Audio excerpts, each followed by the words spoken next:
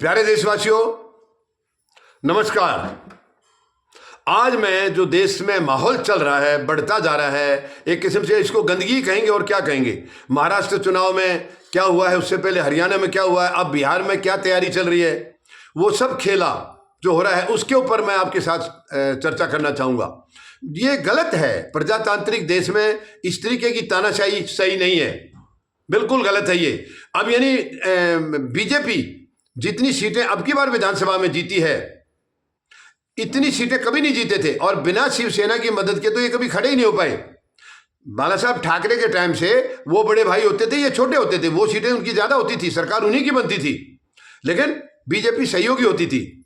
मगर पहली बार अब की बार इन्होंने चुनाव लड़ा है जो कि उद्धव ठाकरे की शिवसेना के खिलाफ था, और वहां जो हुआ है, मैं कुछ नहीं कह रहा हूं अपनी तरफ से, पूरे देश में आवाज उठ रही है। हरियाणा में भी खेल हुआ है और उसके बाद महाराष्ट्र में खेल हुआ है, ये पूरा देश जानता है।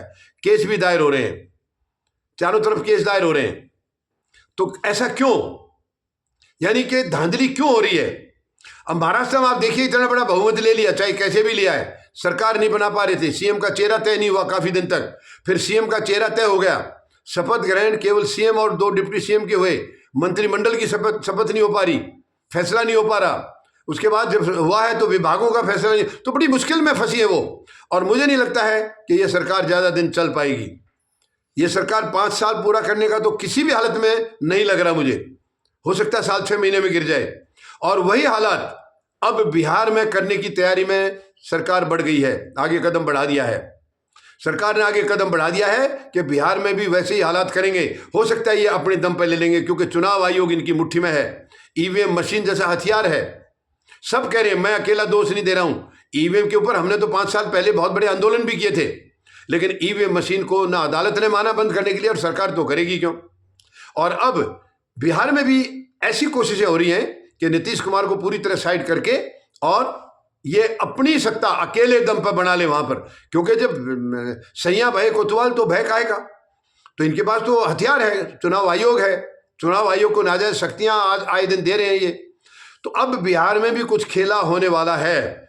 अब नीतीश कुमार का, जैसे भी मैंने आपको 1-2 दिन पहले भी बताया था कि नीतीश कुमार जब बीमार होते हैं तो उसके बाद कुछ होता है, वो कुछ ना कुछ एक्शन अलग से लेते हैं।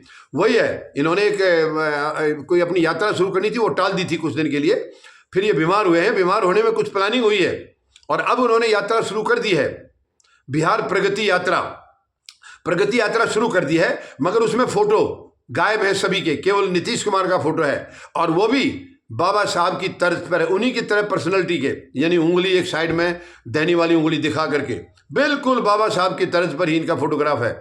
तो इससे साफ जाहिर है, नीतीश कुमार ने संदेश दे दिया है कि बिहार में मेरे बगैर कुछ नहीं है। लिखा भी है उसमें, उस पोस्टर में लिखा भी है, बिहार में केवल नीतीश कुमार के बिना कुछ नहीं है यहाँ पर।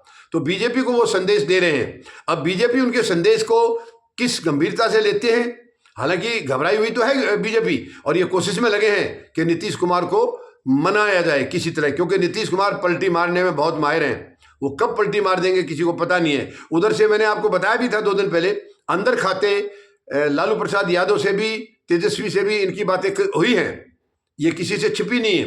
तो लग तो रहा है कि बिहार चुनाव से पहले पहले कोई बड़ा खेला हो सकता है, लेकिन जल्दी सी ये केंद्र सरकार या प्रधानमंत्री महोदय जल्दी सी हार मानने वाले नहीं है, क्योंकि इनको पता है उन्हीं के दम पर, यानी 2 बैसाखी हैं आज, केंद्र सरकार जो है 2 बैसाखियों के सारे चल रही है, एक चंद्रबाबू नायडू, दूसरे नीतीश कुमार। उनको मालूम है अगर नीतीश कुमार अलग हो गए तो इनके सांसद भी अलग हो जाएंगे, तो सरकार में भी खतरा आ जाएगा। तो इसलिए कोशिश तो उनकी है कि किसी तरीके से नीतीश कुमार को मतलब अलग ना जाने दिया जाए, दूर ना जाने दिया जाए, ये कोशिश है, और पूरी ताकत वो लगाए हुए हैं। लेकिन नीतीश कुमार कब तक इनकी बातों में आएंगे, क्योंकि उनको ये लग गया है, अभी जो बिहार इसमें महाराष्ट्र में चुनाव हुए हैं वहां सबको पता है, खुद नीतीश कुमार ने ये बात कही भी है कि एकनाथ शिंदे के साथ जो खेल वहां हुआ है वही ये मेरे साथ भी करने की तैयारी में है, ये समझ गए हैं। अब एकनाथ शिंदे सीएम थे, उनको हालांकि बिहार में अभी तक जितनी बार भी बीजेपी के साथ सरकार बनाई है, मेजोरिटी बीजेपी की ज्यादा रही है, नीतीश की कम रही है, मगर फिर भी उन्होंने हमेशा इनको सीएम बनाया है। लेकिन बिहार में ऐसा नहीं हुआ। एकनाथ शिंदे को उद्धव ठाकरे की शिवसेना से तोड़ के लाए थे, और लाने के बाद इनको कम संख्या होते हुए भी सीएम बनाया। और अब चुनाव प्रचार के दौरान भी यही बातें कही जा रही थी कि एक नाथ शिंदे के नेतृत्व में चुनाव लड़ा जा रहा है। तो उसका इशारा तो ये था कि सीएम बनेंगे वो, मगर उनको सीएम नहीं बनाया गया, ना सीएम बनाया, ना ही मनपसंद मंत्रालय दिए गए। और इसी वजह से मैं कह रहा हूं कि वो सरकार शायद ज्यादा दिन ना चल पाए, उम्मीद है ज्यादा दिन नहीं चलेगी। सॉरी।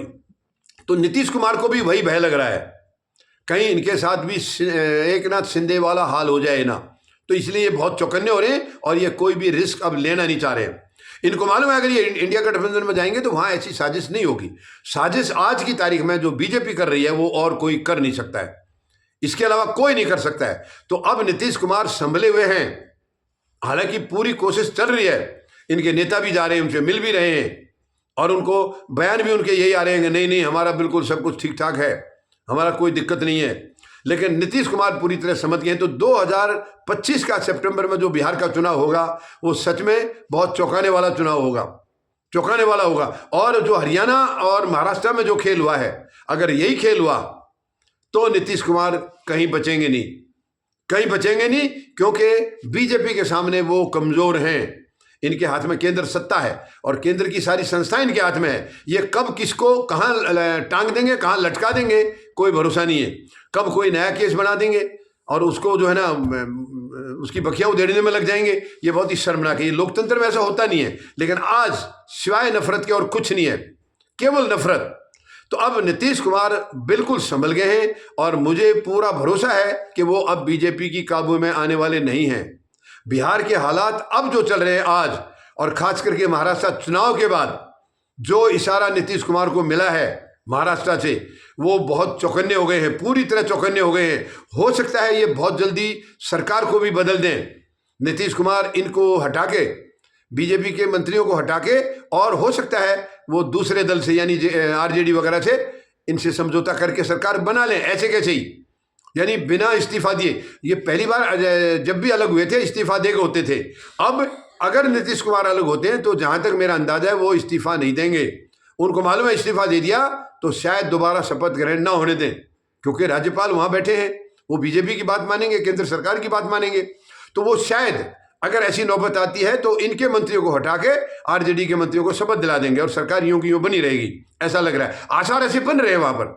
मैं साफ तौर पर कुछ नहीं कह रहा हूं आपको, लेकिन ऐसे हालात बन रहे हैं, क्योंकि अब जो प्रकरण चल रहा है, केंद्र सरकार ये चाहती है कि तमाम राज्यों में एक छत्तर शासन हो, केंद्र में भी इन्हीं का, हर एक राज्य में भी इन्हीं का। ये विपक्ष को कहीं देखना नहीं चाह रहे हैं, जो कि ये खिलाफ है, और मुझे नहीं मालूम कि देश की जनता इसको बर्दाश्त कर पाएगी। लेकिन इनकी कोशिश यही है कि पूरे राज्यों में एक छत्तर शासन हो, केवल इन्हीं का, दूसरा कोई रहे नहीं, ताकि फिर ये पूरी तरह से तानाशाही को चलाएंगे। लेकिन मुझे लग नहीं रहा है कि इनका सपना जनता पूरा करेगी। जनता पूरा नहीं करेगी। जनता अभी देख रही है, चुपचाप इनकी हरकतों को देख रही है, और वक्त आने पर जनता इनको जवाब देगी, जरूर देगी, और ये खेल इनका शायद ज्यादा दिन नहीं चलेगा। तो मुझे उम्मीद है बिहार में भी अब जो इस वक्त हालात चल रहे हैं, कुछ खेला शायद बड़ा होने वाला है। तुरंत हो जाए, थोड़ा सा ठहर के हो जाए, या चुनाव से पहले होगा, लेकिन खेला होने की उम्मीद वहां पर पूरी पूरी बन गई है। पूरे हालात ऐसे बन चुके हैं। धन्यवाद। जय जवान, जय किसान,